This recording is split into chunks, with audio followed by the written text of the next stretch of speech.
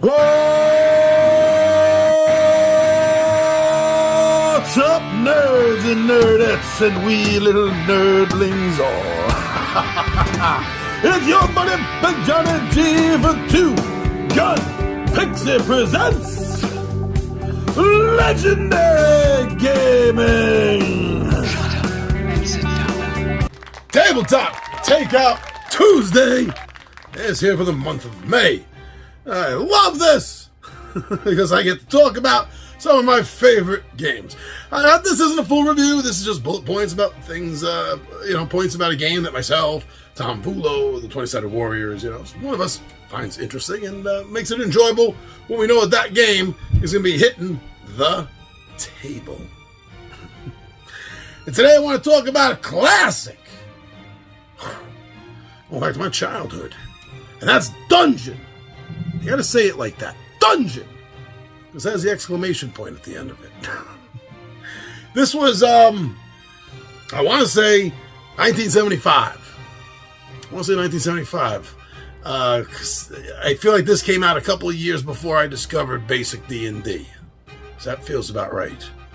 And this game it stood the test of time. I mean, it is still sold. It is still available. People are still looking for it. Gamers still play it. Parents, introduce their kids to the game. And it's gone through like 4 or 5 different iterations from its original version. It really is a pretty streamlined Dungeons and Dragon-ish, depending on which edition you're playing. It's a great, fun, capsulated D&D-ish style game. And it's grown from its original origins. And it now, when it first came out, it was by TSR. It was published by TSR, but it wasn't Dungeons and Dragons dungeon game.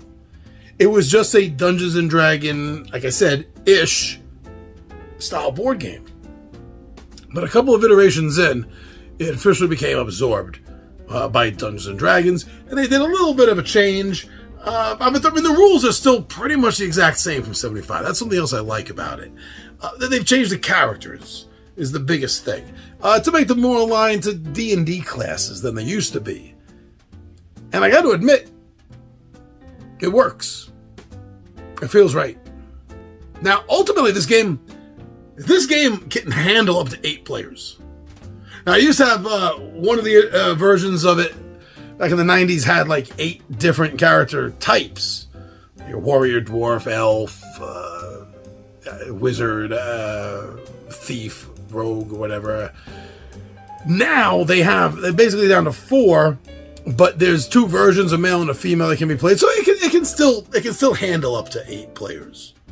And that's something you don't see a lot outside of party games. I mean, you do, but not much outside of party games. And I think that's another good draw to the game, is it can handle a dungeon delving sized party of players. Oh, this game is so 100% kid friendly as far as I'm concerned. Yeah, I was playing it when I was about 8 years old myself. Didn't do me any damage that I know of. No, seriously, the rules are really streamlined and easy. It's a die roll to beat a target number, pretty much, and a die roll to move, and that's it.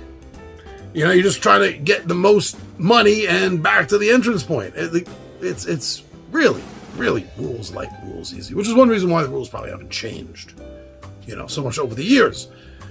And there's nothing about it that's, there's nothing about it that's bad, that's anti-kid. Even the artwork is fun. So yeah, this is the kind of game I think this game would make a good gateway game for children. Gateway game into Dungeons and Dragons by introducing them this. Yeah, I definitely think so. Now, I have to admit that for me, and I believe I'm talking for anyone in my age category of 50s, mid-50 and up, this is nostalgia.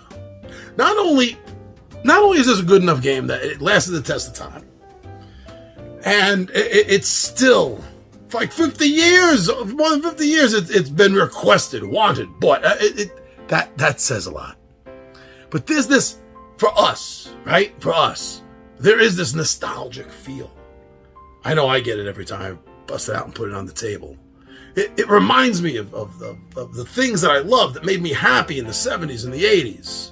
Things like Dungeon and Dungeons and Dragons and the Dungeon and Cartoon Show and the Hobbit board game and Dark Tower, Hero Quest. It makes me think of all these fun things from my childhood in the 70s and the 80s. So for me, and like I keep saying, anyone in my age category, our age category, yeah, there's definitely that fun-filled nostalgia. I like that about this. You know, I also think that this game makes a good escape, you know, or a side thing, like on game day, waiting for everyone to show up. You know, there's only like maybe 2 or 3 of you. This game's not going to take that long. And honestly, I don't think you'd mind putting it away if you weren't finished when everyone got here just to start the real D&D game. But I'm not putting the game down because of that. I'm putting RPG D&D up. Is what I was doing with that statement. But no, it is. It's a good game. It can get you in the mood. You know, and maybe it's just not a D&D game day, but you still want that feel and that escape. And there's only a couple of you. Well, bust it out. It'll give you that feel. And you'll be happy about it, I think. I mean, overall, I think like any game in this age category that it's been out for 50 years or plus, besides the nostalgia that it's going to have, you have to understand that a game that lasts that long for a reason. Otherwise, it would have been stopped being printed. It would have been maybe put the company out of business. Who knows? But it wouldn't be around today. And that carries a lot of weight, I think, when you see a game that's lasted that test of time. So maybe it's been a while since you've played it. Maybe you've never played it. If you've never played it, give it a shot. If you have not played this in a long time, but you're familiar with this game, come on! Get it off your shelf, out of your closet, whatever the hell it is. Give it a shot. You know, even the new rules even have, which I like, some little variant game options. And one of them is a solo game where you're trying to find a target item from the, I think it's the level 6 treasure. And I like to mix that with when I play solo, I like to mix that with another variant where you, the player, is being hunted by a random level 6 monster. And this is going to keep coming until you get your shit and you get to that exit and you're ready to leave. That level 6 monster, if you defeat it, there's going to be another one that comes out after you. So I guess it has a little bit of that tower defense that I normally don't like, but it's very light. It's just one creature. And it keeps me moving. It keeps me moving from room to room. So I like that about it. If you're not, you know, if you only used to the old game, it didn't have those options. It didn't have the solo play option. It didn't have these variants for it. So give it a try with those. I think they're a lot of fun. So those are the reasons why me and the gang have enjoyed, mainly me, have enjoyed whenever Dungeon hits that tabletop. So go get some more information. Just don't listen to me. Don't trust anybody except yourself. And I think the best way to understand whether you're going to like a game or not, go watch some playthroughs. Yeah, go ahead. Watch some playthroughs. That'll give you a damn good understanding of whether this is something you're going to enjoy. If you don't enjoy watching it being played, if you don't enjoy them talking about the tactics and the strategies that they're using, the back and forth, then no, it's not going to be for you.